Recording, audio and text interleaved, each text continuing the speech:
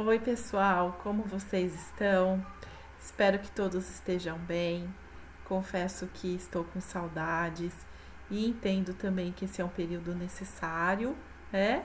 E que a gente precisa pensar então em outras estratégias de estudo, de interação, de comunicação, tá certo?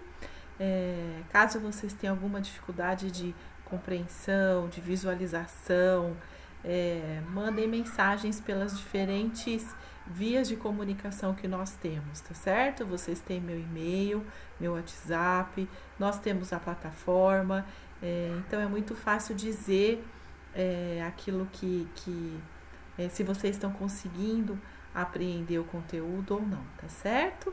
Então digam, se manifestem, isso é importante para que a gente continue esse processo de construção de conhecimento. Tudo bem? Então espero que todos estejam bem e se cuidando da saúde. É muito importante que vocês também cuidem da saúde, tenham uma atividade física, yoga, alongamento. Aproveitem esses momentos para se cuidar também, tá certo? Bom, queridos, nós estudamos a perspectiva, nós temos a tarefa de estudar duas grandes perspectivas psicológicas, né? Estudamos a teoria comportamental e agora nós vamos estudar a perspectiva psicanalítica.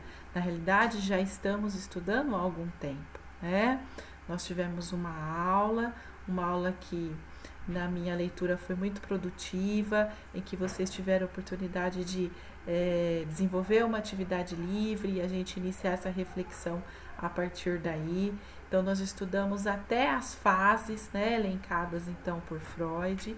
Eu vou retomar isso e aí depois vocês tiveram várias atividades online em que aí foi possível retomar esses conteúdos e pensar em alguns pontos que são muito importantes para essa teoria, e um deles é a questão do vínculo, né? Então, dentro das atividades que vocês tiveram, a última foi uma atividade falando da questão do vínculo, do diálogo, que é algo determinante para o nosso amadurecimento, para o nosso crescimento dentro dessa perspectiva.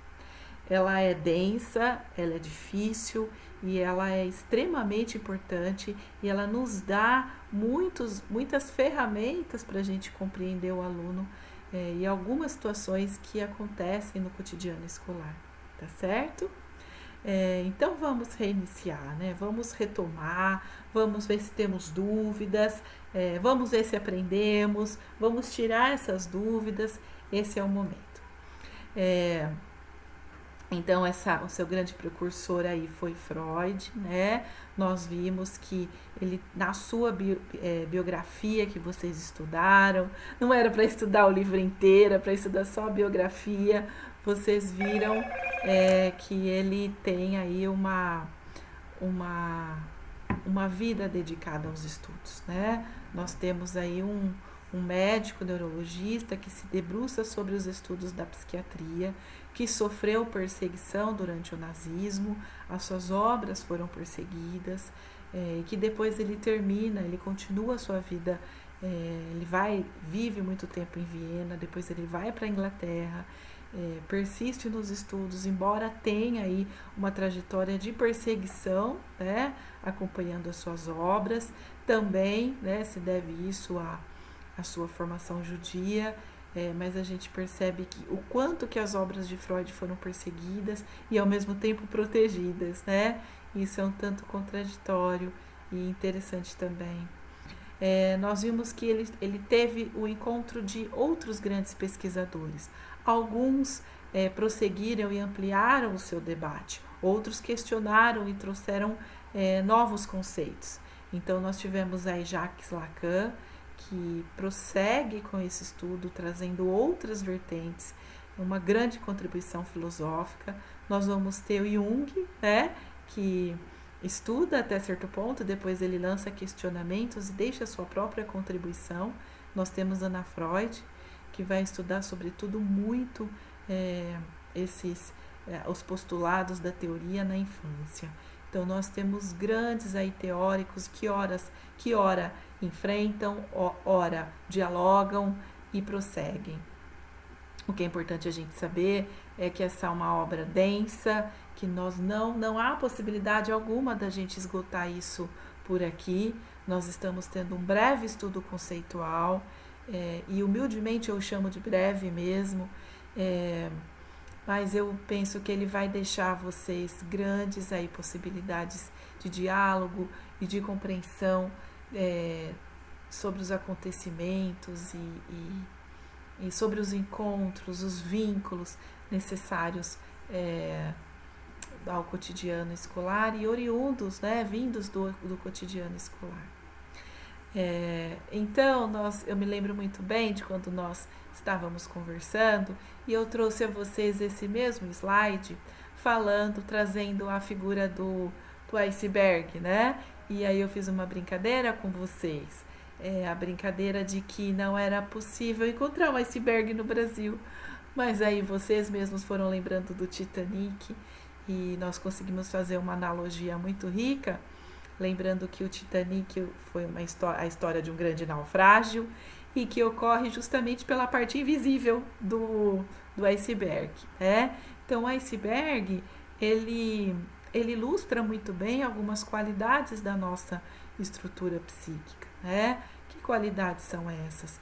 Um plano consciente, aquilo que a gente consegue lembrar, que a nossa memória imediata consegue resgatar, um plano aí pré-consciente ou subconsciente, que estão questões que já exigem uma memória maior, um exercício maior da nossa lembrança, e algumas até que a gente quer realmente esquecer.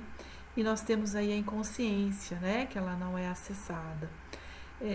Freud vai nos dizer que muitas das neuroses e dos sofrimentos humanos vêm justamente daí, vem justamente desse desencontro entre essas qualidades aí da nossa estrutura psíquica, pois muitas coisas que estão no plano inconsciente ou no subconsciente precisam ter voz também, e quanto mais nós as reprimimos e as silenciamos, mais enfrentamentos nós temos aí, mais enfrentamentos nós teremos aí pela frente. Mas não é de qualquer maneira e não é de maneira invasiva que nós devemos trabalhar isso. Esse é um trabalho para psicanalistas, esse é um trabalho terapêutico. Contudo, nós que estamos na escola temos um limite dessa prática, mas nós temos uma possibilidade de utilizá-la para compreender também as diferentes situações que transitam e que perpassam e que constituem a escola.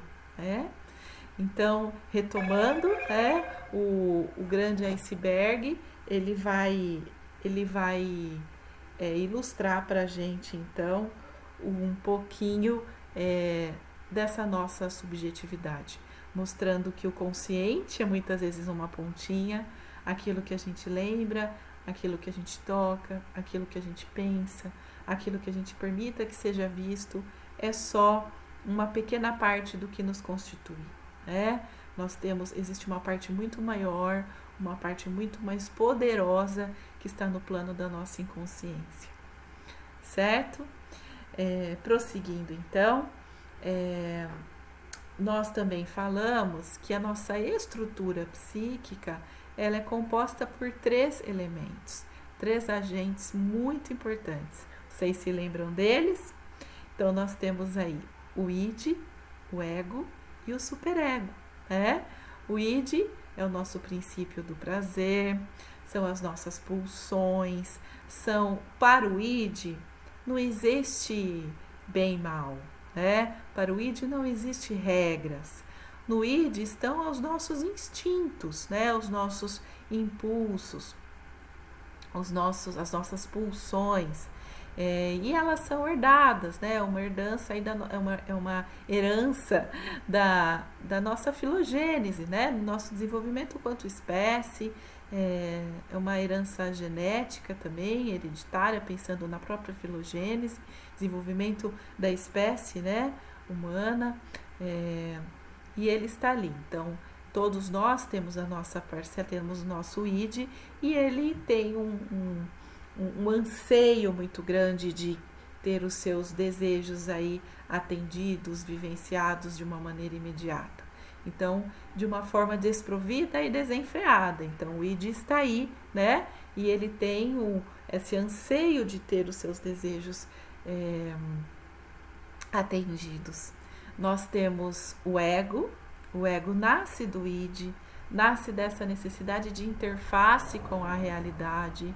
Ele é o grande mediador, ele vai buscar atender as necessidades do id e ele vai também atender as necessidades da realidade, né?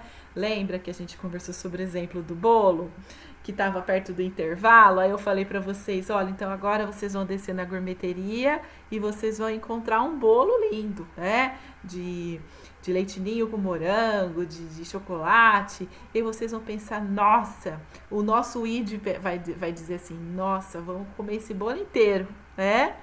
E o ego vai dizer assim, peraí, come sim, come um pedaço só, né? Porque senão isso pode trazer alguns problemas financeiros, alguns problemas para sua saúde, tá um pouco tarde, come um pedaço só, mas come sim, né?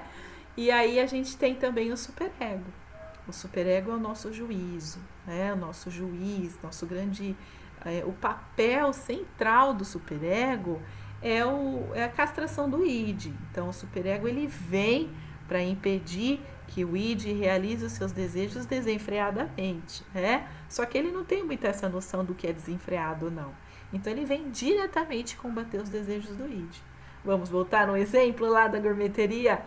Nós estamos lá passeando, você vê um bolo, o id vai falar assim, vamos comer o bolo inteiro. O ego vai dizer assim, come sim, mais um pedaço, né? E acho que você deveria até dividir com o seu colega esse pedaço, mas come sim um pedaço. O superego vai dizer, de jeito nenhum, comer bolo essa hora, toma um copo de água que passa vontade de comer o doce, come uma maçã, né? É assim que ele vai dizer, assim que esses 3 elementos vão funcionar dentro da gente. O superego, dentro das suas exigências, né, ele também pode gerar uma crise de angústia, ele também pode gerar neuroses, porque a função dele é executar as normas, né, que ele aprendeu. E ele aprende da onde? Ele aprende das pessoas que nós tivemos acesso, das pessoas que nos criaram, ele aprende isso das normas sociais, então ele vai se constituindo a partir das figuras que a gente encontra também. Importante a gente falar, queridos, que o superego, ele se desenvolve, o superego ele se desenvolve lentamente, ele não tem um desenvolvimento rápido, um desenvolvimento, né, dentro desse ritmo de produtividade que o nosso mundo tem, ele não é assim, ele tem um desenvolvimento, ele se desenvolve, ele cresce, mas é um desenvolvimento lento, né? Dentro do ritmo de cada pessoa, ele se desenvolve muito à base do diálogo, não é possível, né? Ele se desenvolve na base do equilíbrio, né? Porque ele é um agente de equilíbrio. Então, ele não pode estar muito no campo da permissividade, né? Eu não posso agir, ora, com muitos sims e também não só com os nãos, né? O ego ele vai aprender nessa perspectiva dialógica e isso é muito interessante, a base do diálogo e mostrando para ele que algumas coisas são possíveis, só que tudo tem hora, então esse é o grande aprendizado. Eu vejo que na escola a gente tem encontrado muito os contrastes, né? A gente tem crianças que vêm de uma educação familiar com muita permissividade, né? Muito permissiva, isso vai gerando também um conjunto de situações de sofrimento também, né? E nós vamos também ter o oposto, né? Um oposto assim, de um outro ângulo. Nós temos crianças que vêm com muita história de agressão para a escola. E isso também vai deixar marcas muito difíceis de serem enfrentadas. Então, para nós, é importante saber olhar isso e saber entender que é sempre tempo de fazer esse ego crescer e que ele cresce, que ele aumenta, que ele desenvolve habilidades a partir do momento que ele tem condições e que ele é visto e que ele é ouvido. Tá certo?